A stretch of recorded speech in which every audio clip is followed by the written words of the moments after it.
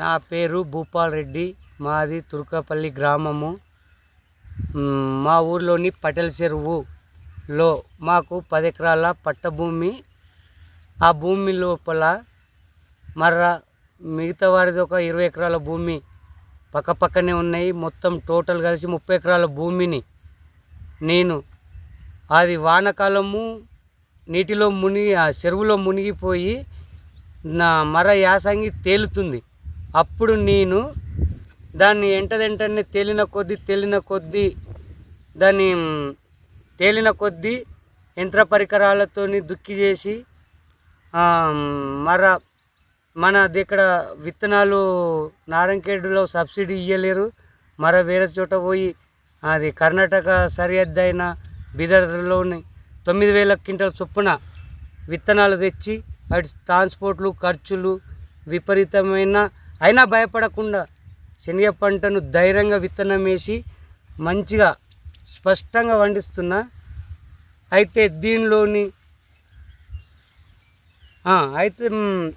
ఇప్పుడేం ఈ పంటలో దీనికి అడుగు మందు వేయలేదు, ఏ ఇతరత్ర మందులు వేయలేదు.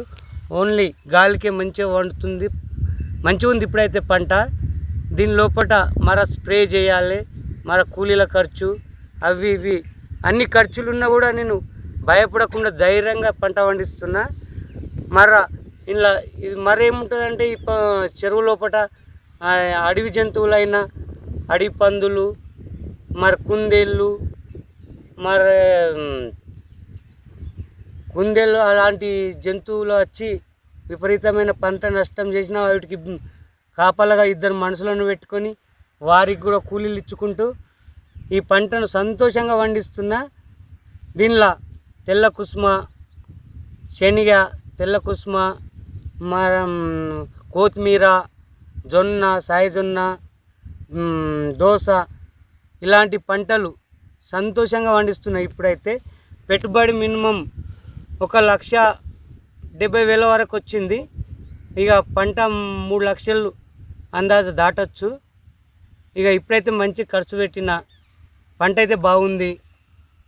ఎంతో సంతోషంగా పంట అయితే పండిస్తున్నా.